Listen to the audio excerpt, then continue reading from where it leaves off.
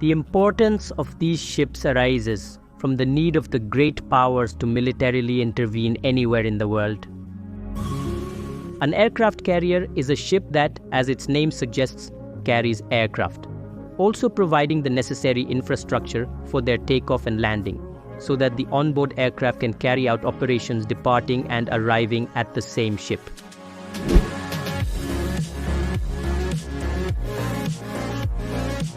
In this first intrigue, we will see the important areas for the deployment of aircraft, what secrets are hidden beneath the flight deck, and curiosities of these incredible machines.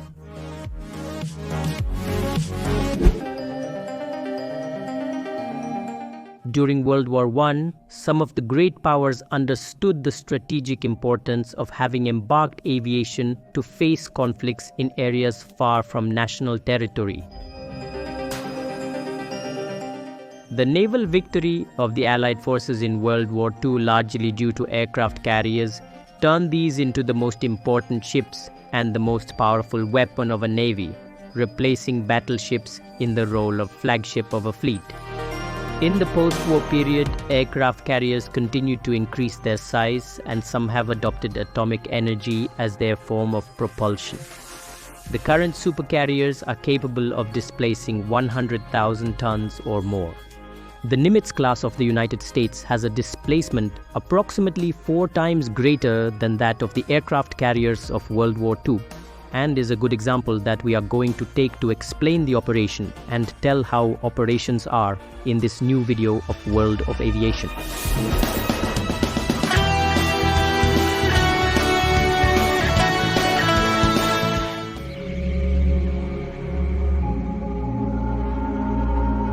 This is the United States ship Nimitz, one of the largest warships in the world and the first of its class. And when we talk about classes, we refer to the same basic design. The Nimitz class is a series of 10 aircraft carriers, and the Gerald Ford class are the most modern ones that will replace them, of which there are currently 2 in service, the Gerald Ford and the John Kennedy. Returning to our aircraft carrier, or the United States ship Nimitz, was launched into the sea in 1972 and is still in active service. It has a very high cost of $4.5 billion, but it does not compare to anything to the newest Ford class with $14 billion in cost, but they are ships designed to last at least 50 years. It has a displacement of 100,000 tons, which in nautical terms would basically be the weight of the structure. It has a length of 333 meters, a beam or width meters, and a height of 75 meters, comparable to more than 20 floors in a building.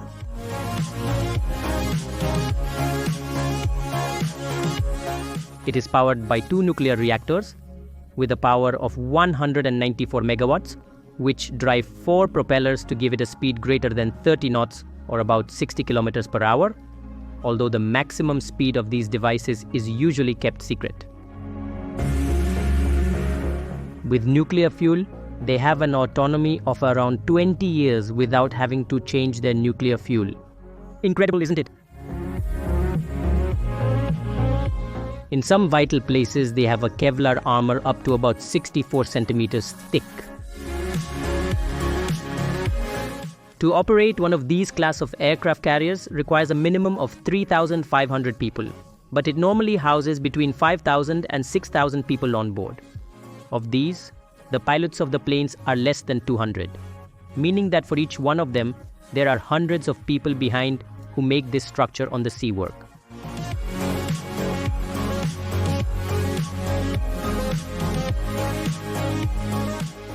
For takeoff and landing operations, there are 4 large areas: the hangars, the flight deck, the main flight control, and the air traffic control.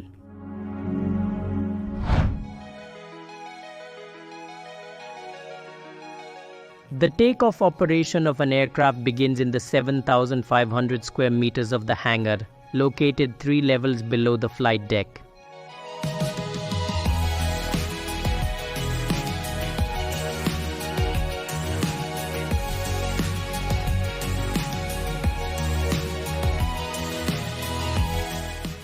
They take advantage of the folding of the wings of the planes. Even the helicopters are stored by folding the rotors to take advantage of every inch of the ship. Here, more than 1,000 onboard maintenance workers work to keep the more than 70 aircraft in perfect condition.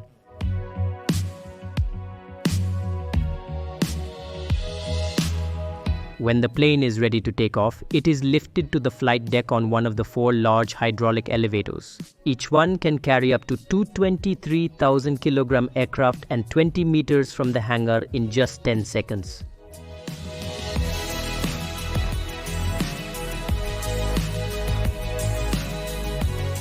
The crew that organizes the movement of the planes is called flight deck control and is a small space on the ship's island. Here is a man in charge who is called the aircraft control officer. Despite the modernity of the aircraft carriers, in this area, an old tool without any technology is still used today. This board is a model of the flight deck and the hangar below.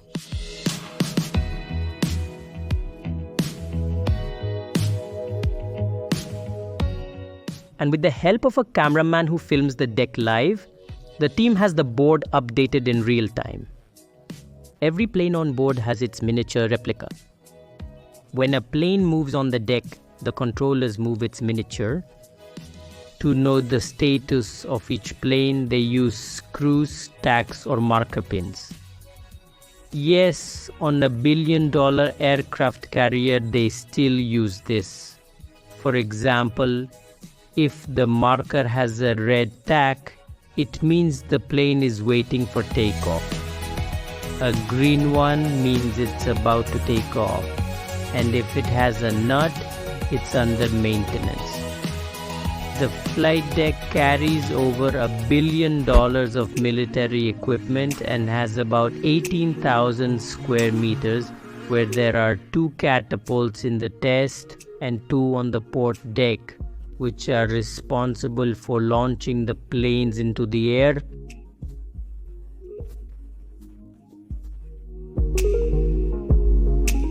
Aft, 4 strong stop cables or arresto cables stop the planes almost instantly.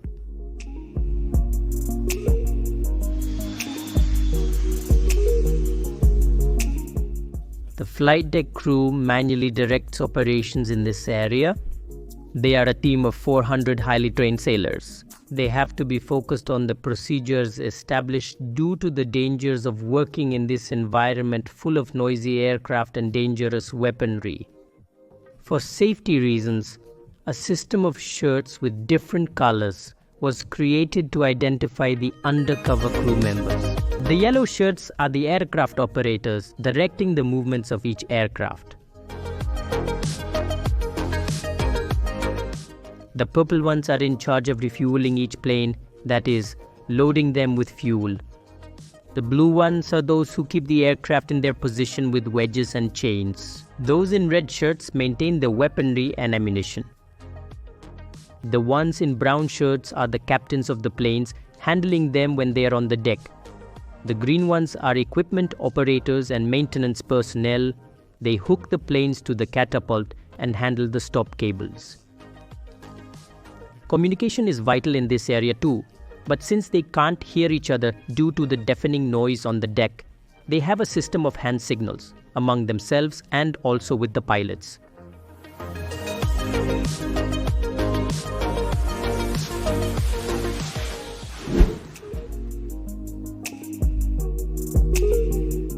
In the primary control at the very top of the flight deck, the deck is monitored and it is ensured that everything is running properly. From there, orders are given to direct all the air activity of the ship. It has the ability to launch a plane every 30 seconds in peak activity and land a plane every minute.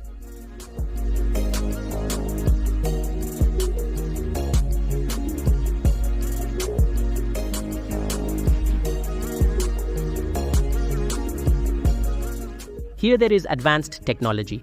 It's called the Integrated Information System, where each plane is targeted with all the important data such as fuel load level. It is managed in the Carrier Traffic Control Center or Air Traffic Control Center in English. They are located below the flight deck and take command of the main control during the night, and when weather conditions are adverse, using among other things radar and night cameras. Helps pilots navigate back to the aircraft carrier.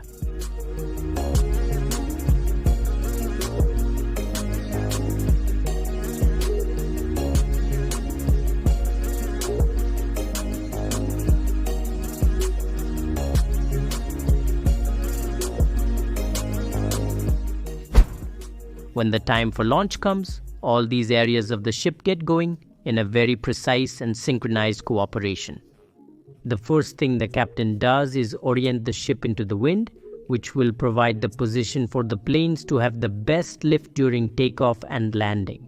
The primary control then gives the OK if the runway is clear and the launch procedure begins.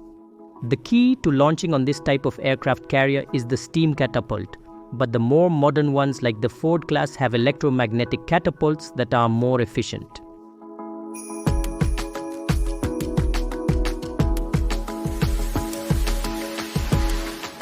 This type of ship is called catobar, or catapult takeoff and arrest or recovery by its English acronym. But we will see this in the second part of the video, as there are others like the Admiral Kuznetsov, which is of the Stover type. That is, it has a launch ramp or ski jump.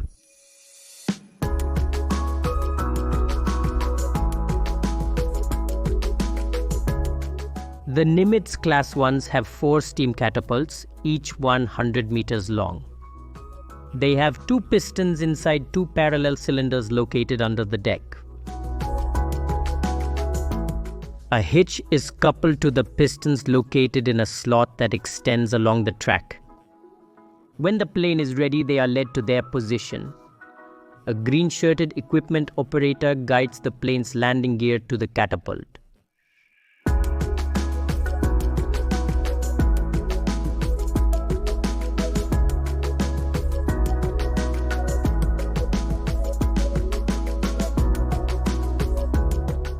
A launch bar attaches the plane to the shuttle, and another whole bar keeps the plane in place until launch.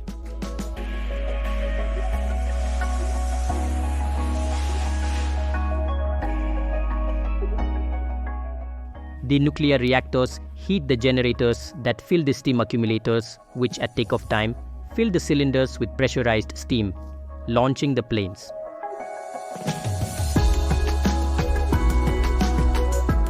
All of this is handled at this site.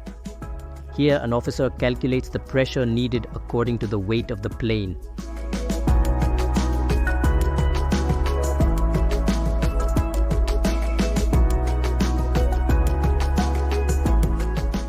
Seconds before takeoff, an exhaust deflector is raised, which diverts hot gases away from personnel and other planes.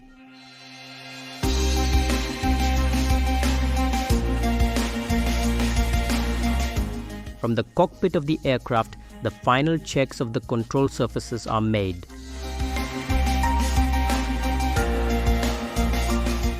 The pilot accelerates the engines, but it remains hooked and motionless. The officer presses a button, releasing the holding bar, and all the pressure from the cylinders catapults the plane forward. It can accelerate a fully loaded F-18 Super Hornet plane from 0 to 180 miles per hour in 3 seconds, and it has less than 400 feet to take off no matter what. But definitely the most stressful moment for a pilot is the landing. Aircraft carrier design has faced challenges since their inception. Think about it. In the example of the F-18AE, you have to land a 20-ton aircraft at 250 kilometers per hour on a small proportion of the 260-meter runway, on a ship that is moving in the middle of the swell in the middle of the ocean. For this operation, the pilot communicates with the landing officer in an area of the deck where only the pilots not assigned to fly that day will be. They are in charge of helping their colleagues return to the ship.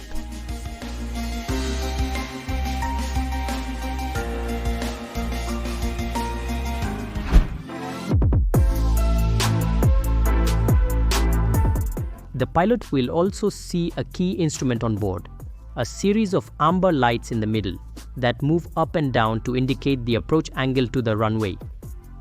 If the plane is perfectly aligned to the deck, that is 3.5 degrees, the amber light will align with the green lights in the middle. If the approach is too high or low, some red lights will turn on and the pilot will have to cancel the landing.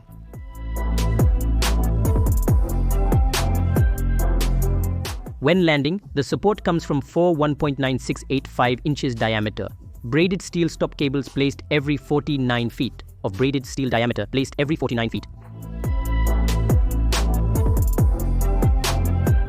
The plane has a metallic hook between 1.5 and 2 meters called a stop hook.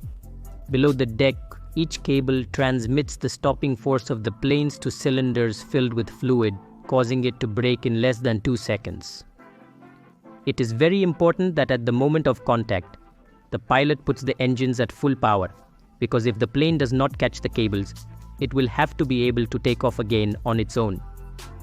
The importance of these is also seen in this case where the stopping cable breaks.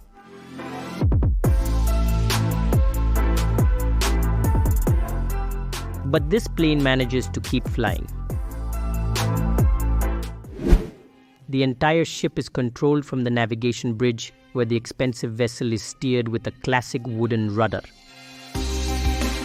This class of aircraft carrier is powered by 2 nuclear reactors that are well protected inside the ship, and they supply all the energy within the ship, from the cabin lights to the power needed by the ship's large hydraulic elevators. The reactors produce heat through nuclear fission to generate steam, which is carried through 4 turbines manufactured by General Electric, which are shared between the 2 reactors. The turbines drive 4 bronze propellers, each with a diameter of 7.6 meters and 30 tons. Behind these are 2 rudders 8.8 meters high and weigh 50 tons each.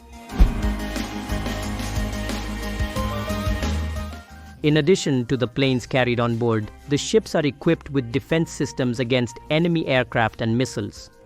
These consist of 3 or 4 R and M or radar intercept missile, 7 Sea Sparrow missile launchers, as well as 3 or 4 20mm phalanx cannons, and now the most modern radar intercept missile, 116 based on the well-known Sidewinder missiles, but which target anti-ship missiles.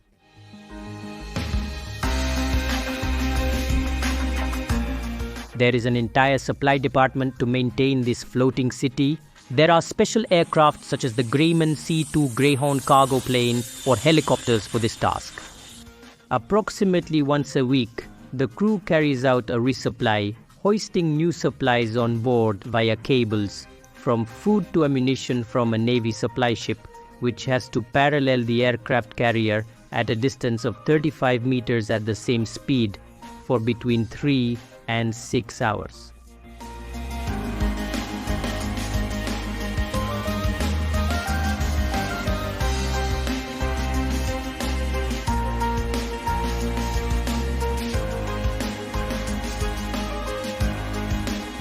It's an entire city on the sea.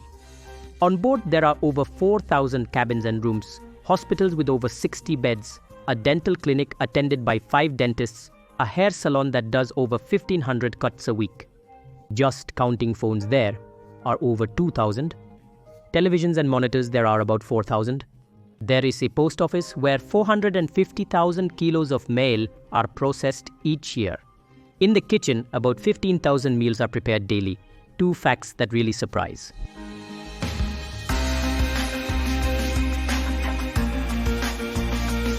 This video ends here, but there is much more left. In the next installment, we will classify aircraft carriers into 3 types based on their takeoff and landing configuration. Admiral Kuznetsov will be used as one of the examples. Until a new video, my name is Marcos and this is World of Aviation.